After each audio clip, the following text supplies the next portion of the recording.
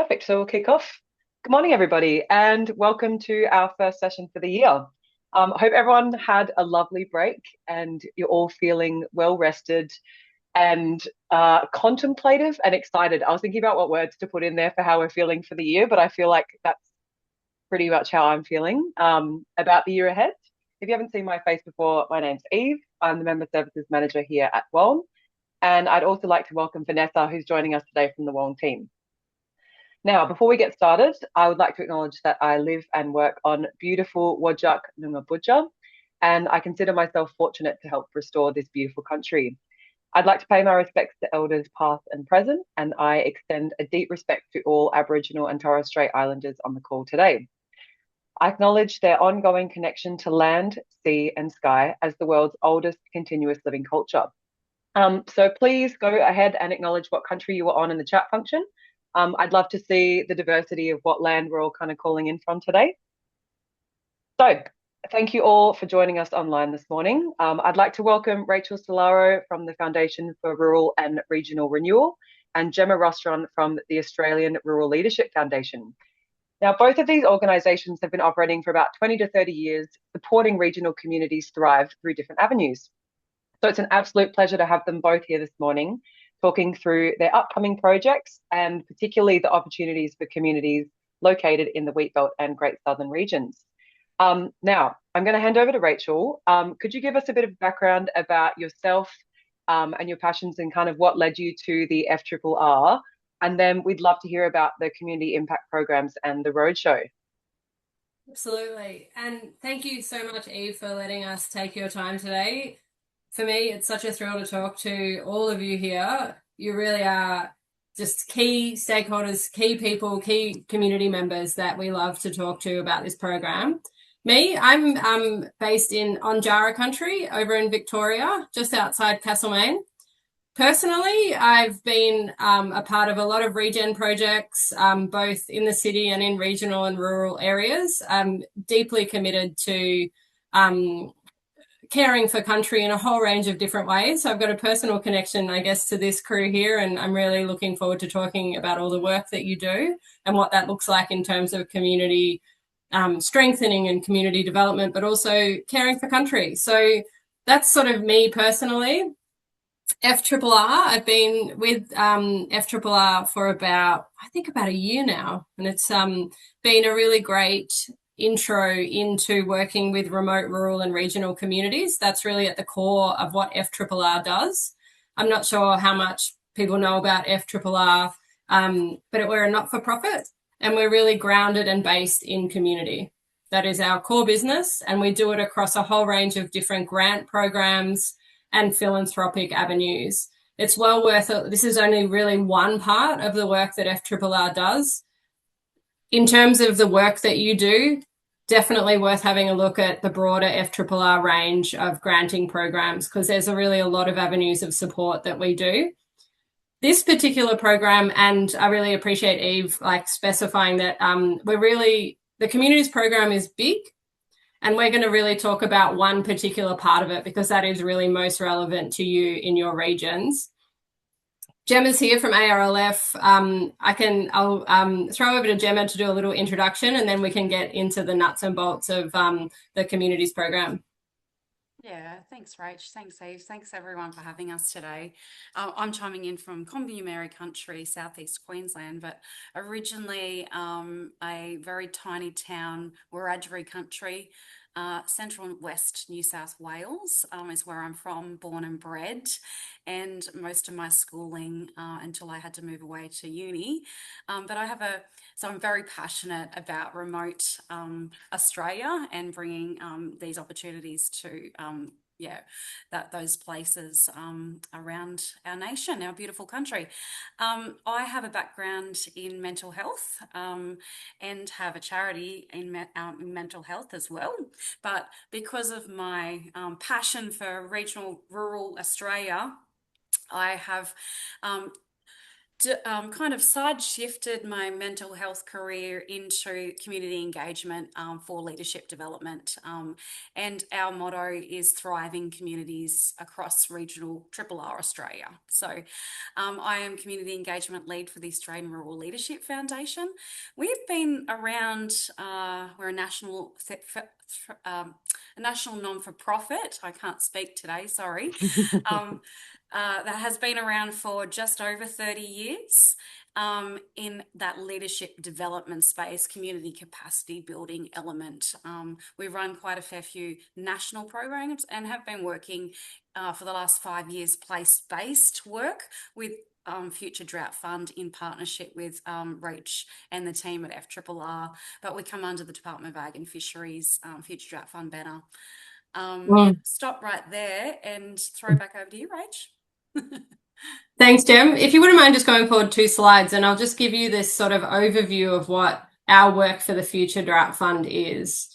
The Future Drought Fund is a really big space, and we really take up the community's part of it. I think that's just to orient you where it is federal government funding, but we are not for profit. So we're sort of looked to as the leaders in terms of this community engagement part of this FDF landscape. The communities program, we have 5 elements. So it's really designed to cover all of Australia. What we're talking about today is the Community Impact Program, which is across 12 regions. So these are regions that have been identified by the department, by evaluation, by impact assessment, by environmental concerns as priority areas. So these are the areas that Gemma and I are really focusing on in the Community Impact Program.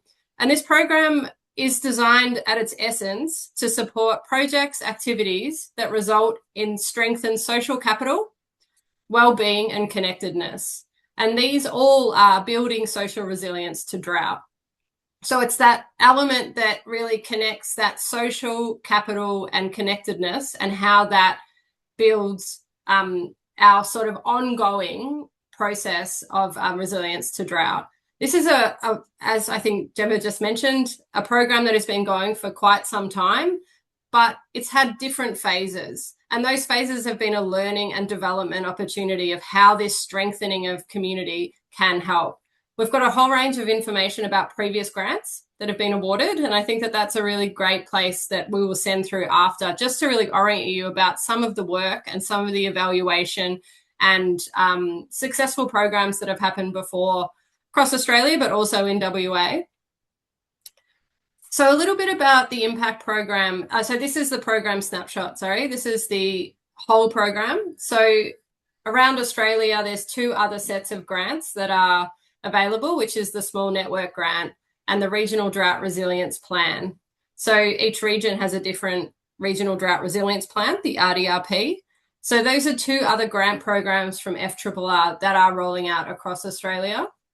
The Community Impact Program has a fabulous grants program and a leadership component. So this is how ARLF and FRRR are really working together to create the impact in the regions. So what that looks like in terms of impact program and what we're looking for, and this is in the next slide, Gem, would be great. These are the 12 regions, actually. So just to, sorry, Gem. Can we just go back to, if that's okay? I'm passenger driving. No, you're so fine.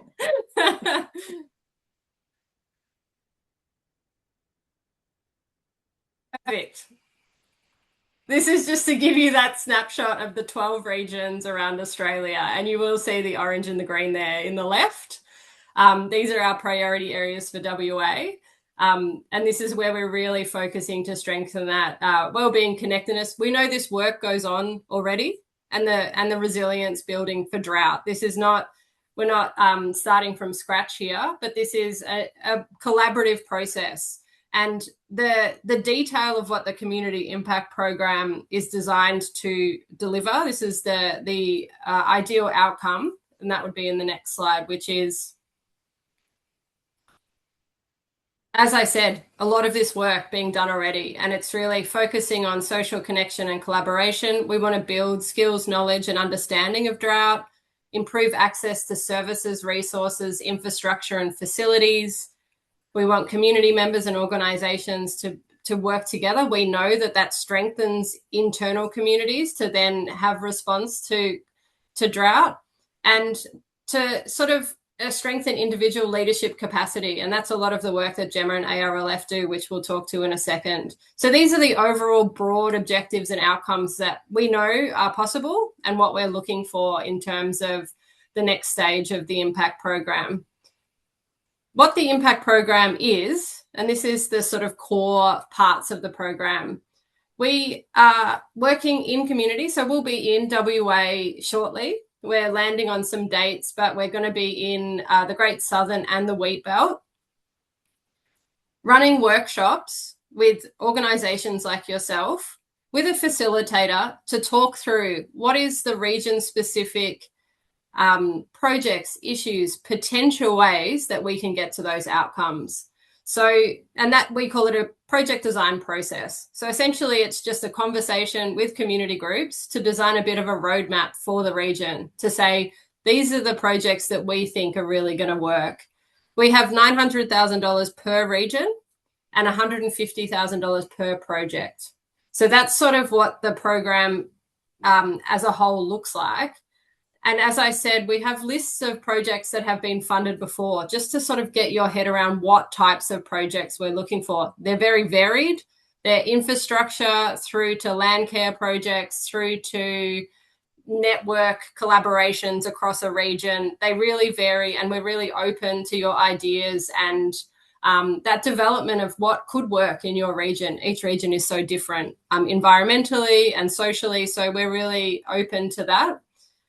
We have two loops of this, the grant round, because we know that not all regions might be ready in this particular loop, and we can talk timeframes in a second. So this is really until the end of 2028. We've got a big time scope in terms of project development. This isn't a 3-week project. This is really something that we're giving a lot of space for community to work through and think about how to do these projects right. Another really exciting part of this grant program is that we have funding for a region coordinator. So that's for an organisation within the region to step up and pay that sort of network role. It's an organisation that will, we have a position description to give some ideas of what we're looking for in that region coordinator, but essentially they work that roadmap. They sort of hold all of those organisations within that and keep the conversation going after we start developing that roadmap. So that's another part, a really exciting part of this communities program. In terms of timeframes, we're currently, a part of this conversation right now is talking to communities, talking to regions. So we're looking, and this is sort of up until, I would say, May, June, we're having conversations. We're sort of getting workshops in the region. We want to be in person, having chats with people, getting people around a table.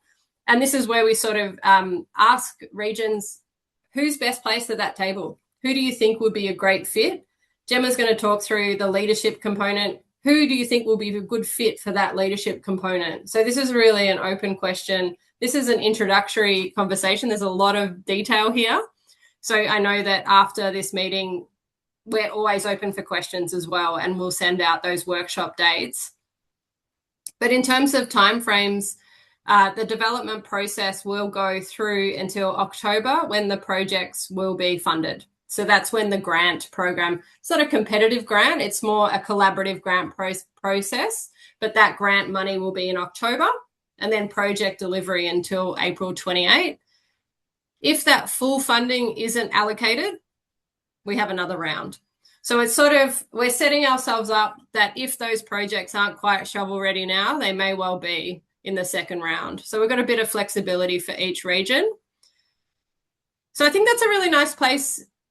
Happy to throw over to questions in a bit, but let's hear a little bit about the leadership component, because that really they really work well together. So over to you, Gem, and we can talk through the leadership component.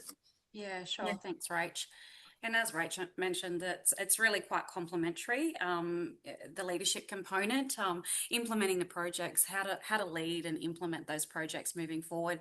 But really, as Rach mentioned before, there have been a couple of phases. We may have already worked or met some of you in our last phase across the Wheatbelt and Great Southern, when we came in and done a lot of work in consultation with leaders on the ground around our Changemaker workshops. The Changemaker workshops were a one-off 2-day workshop where we focused on growing and advocating for change and providing some of those really frameworks and tools to be able to grow those skills and in that community, capacity element, and also some self-development there as well. This time around and moving forward into the next phase of the funding, and this is a completely separate pool of funding to what Rachel was talking about, we've got this great opportunity to be able to build lasting leadership change and growing that legacy piece this time around. Instead of popping in some one-off workshops, we're really looking to build regional capacity moving forward. And how we might like to achieve that is by adding some new elements to the work that we've already kind of scratched the surface with in some of those workshops, Changemaker workshops. So this time around, I'm really happy to say that both of the two regions, so the Wheatbelt and the Great Southern, have the opportunity to access these elements of the opportunity that presents itself in leadership development. This is called the Impact Leadership Program. And we understand and know that this might be tailored to those regions. Not every region in those 12 focus areas is the same. And so some of these elements might be tailored after consultation. But it actually begins with a national impact forum where we're opening up applications across the two regions for 5 participants. And those successful participants will come into Mildura.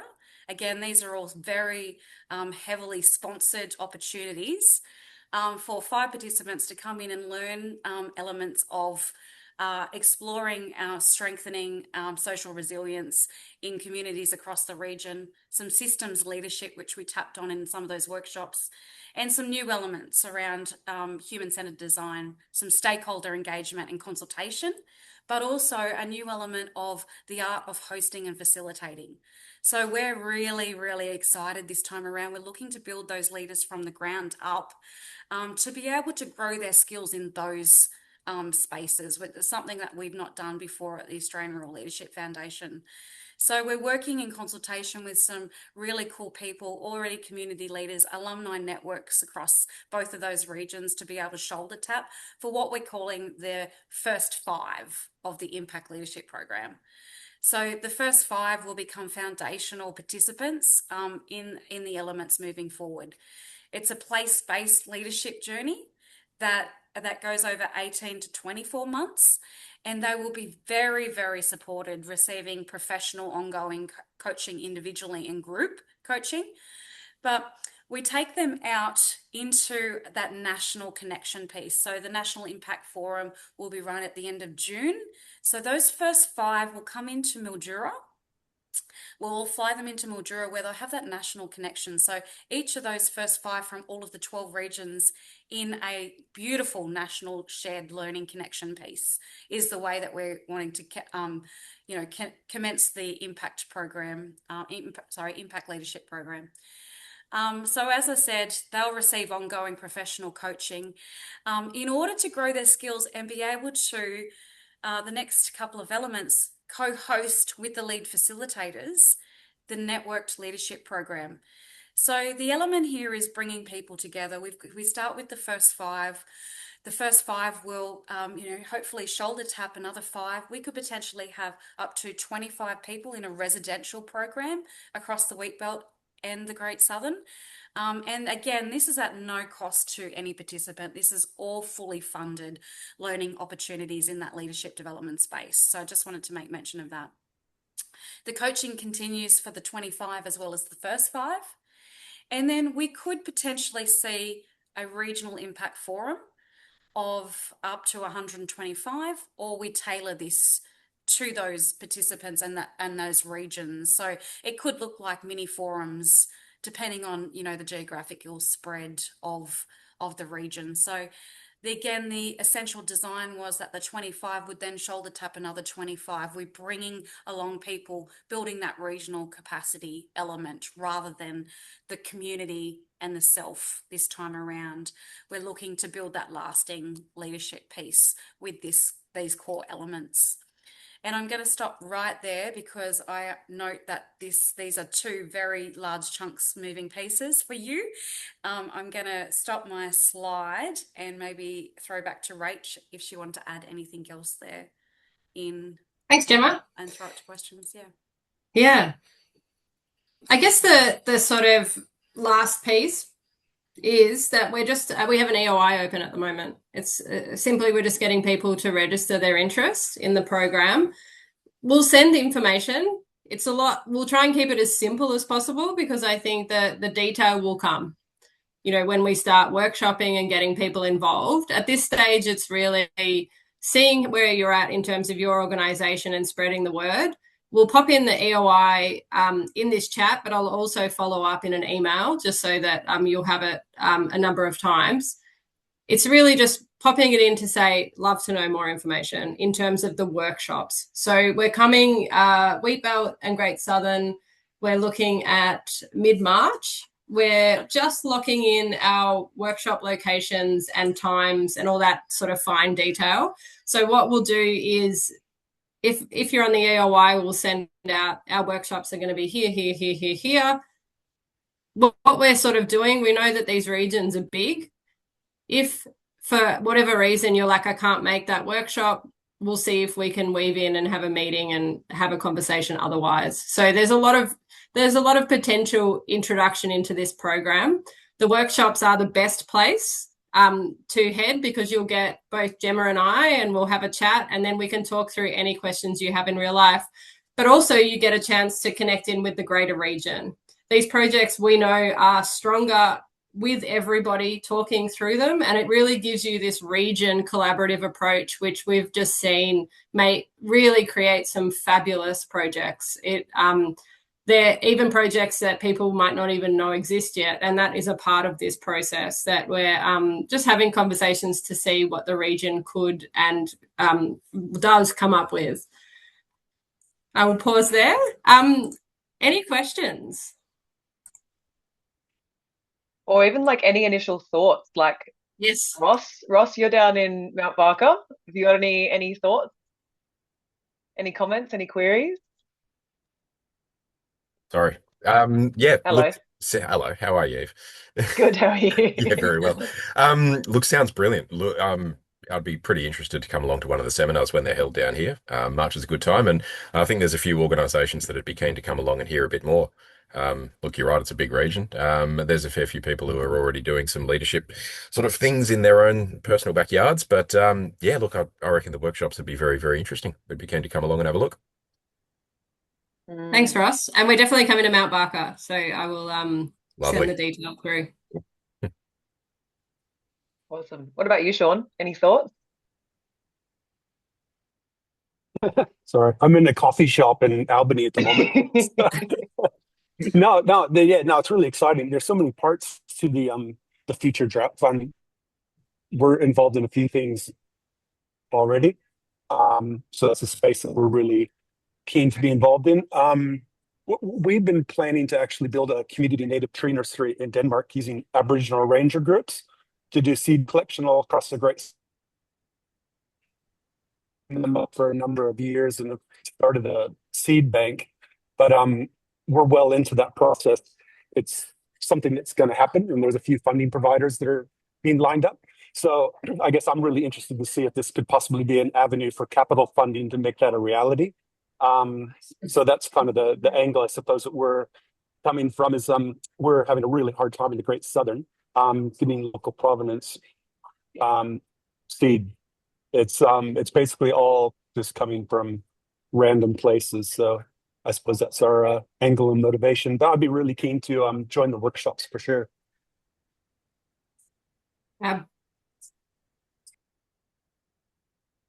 Yeah, and I think so I sent out that targeted comms, and Gemma and Rachel, I'll keep promoting it on our Facebook because I just think it's such an incredible opportunity for groups to get a hold of and, like you said, either build that leadership capacity or fund a really long-term, large-scale project. I think is the most exciting bit about it. And we had a very brief kind of dialogue about reporting, and from which I understand, Rach, it's actually not super onerous, is it? So I think that can be a bit of a off-putting factor for some groups, which I completely understand and can relate to as well. But yeah, do you want to talk to that a little bit?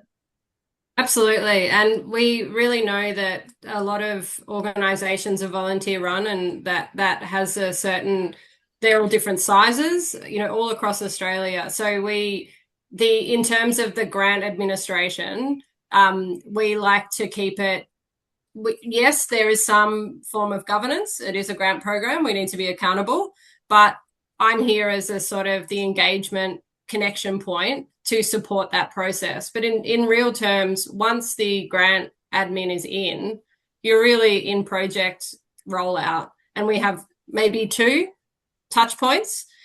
Each project is different. So I think that sometimes we can be of use, to support the program. So we're here as a sort of ally and a collaborator rather than a granting body, to help the projects. And everyone in regions know their regions best, but we often have shared networks and shared resources across states. Like, we do have such a huge network across Australia of sometimes very similar projects that roll out, and it's really great to have learning, like key sort of lessons from those. They are really interesting. We've got a huge range of evaluation that we've sort of done in the last phase of the program, just to sort of keep that information sharing going. So in terms of, you're right, Eve, I think from my own experience, this grant program is really a light touch in terms of admin. There is some, but it's definitely kept in the friendly category so that community organisations can get on with what they do best and create these programs and rolling out for the FDF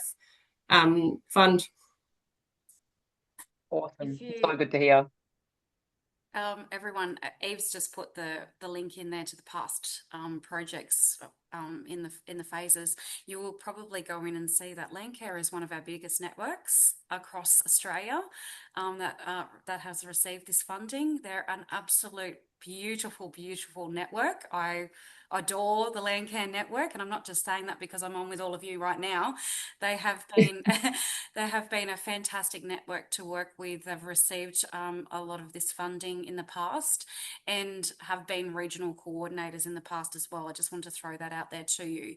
And a fantastic network across the states. We've still got some really close connections. So if you did want us to have a past participant or in that leadership space or in a project, reach out to you. We can have that too, because I know someone in mind that has some really awesome feedback and been in a lot of our promo videos for phase 3 moving forward from Holbrook Landcare in New South Wales. So big advocate for the program. So I just thought I'd throw that in, Eve. Oh, thank you. Yeah, I think we have sort of 3 or 4 workshop proposed, Great Southern and then Wheatbelt. So we're covering a lot of Ks. We're very excited to hit the ground in WA. If the workshop, we can definitely have some meetings around there. So I just wanted to reiterate that we do have a little bit of flexibility in terms of having the conversation and working through where you're at in region, and particularly if you've got other FDF projects. And we know that there's a lot of we're doing a lot of collaboration across other FDF partners. So yeah, really open to a conversation about, what that might look like for you in different projects. Awesome. Yeah, I'm just having a look through some of the projects from 2022 onwards. Yeah, some really incredible stuff. And you're right, so diverse, like lots of wellness initiatives, and physical health, community gardens. Yeah. Infrastructure, like we have really everything from a Portaloo, which was one of the most genuinely impactful community projects that I've seen. It's the things that you least expect to have the most impact, and to really, I don't know, support communities in what they need. And some of the community gardens have been amazing up just outside Alice. I think there was one in the last program that was phenomenal. So, and one thing for me is that we do fund positions. I think that that's something that not all grant programs do. And I think that resourcing and having staff to do things paid is really important. And I think that that's something that once we get through, this is a sort of key information, and then the next phase will be talking through what those projects might look like. And we want to make sure that the budgets of those projects reflect the work that goes on, down to meetings and promotion and all of those kinds of things. So we're just at the starting phase now, so we're really excited to keep the conversation going. I'll do a sort of broader email out to everybody, EOI, to get your name on that EOI. But I guess, Eve, really appreciate that sort of broader promotion as well. We do have those other grants for the non sort of region areas as well that are there. Yeah, and could you talk through that a little bit? Sure. So we've got two other granting opportunities.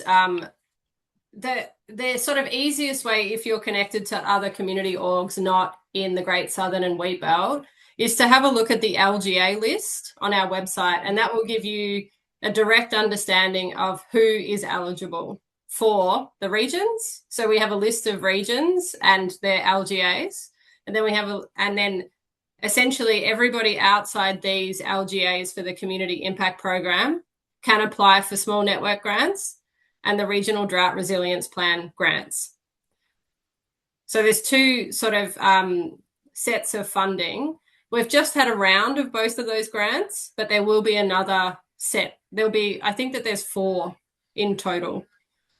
So those two, thanks, Gemma. There's a bit of information about the guidelines for those grants. They're competitive, but they're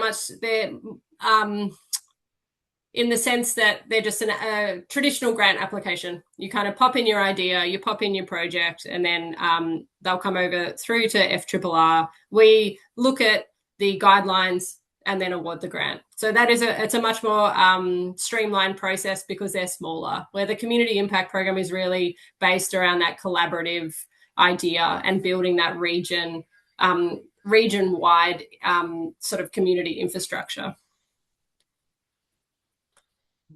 Yeah, that makes sense. Cool. Yeah, so we'll definitely promote both of those things, because I've actually had a couple of people reach out from Esperance who are just obviously outside that Great Southern boundary, but I will direct them onto those small network grants. Awesome. Yeah. And we've had a chat with the RDRP, the Regional Drought Resilience Plan has just been okayed. So just got given the thumbs up for Esperance. So they'll be in the next round for RDRP granting, as well as but the SNGs are there as well. So that would be great. Cool. Good to know. I'll write that down. Just while we're on that, the leadership component, so those outside your regions for the leadership, there's also a national bucket for leadership development. So we've from the Changemaker Network last time around, a very, very strong network coming out of WA that are not in those two regions, such as yourselves, that don't receive the larger bucket of funding. So we have really ensured that there's some funding available for those other regions as well, such as Esperance, Midwest, Gascoyne, very, very strong networks coming out there.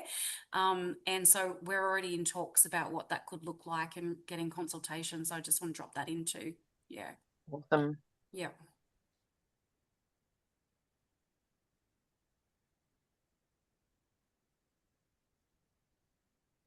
I'm interested. I know we've got a broader group here. Is this, how do you see this something that could work in your organizations? I think I know that they're probably different sizes, and any commentary on that would be great.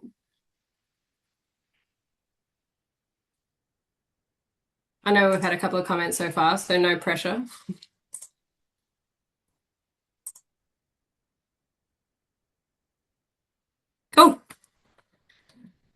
Well,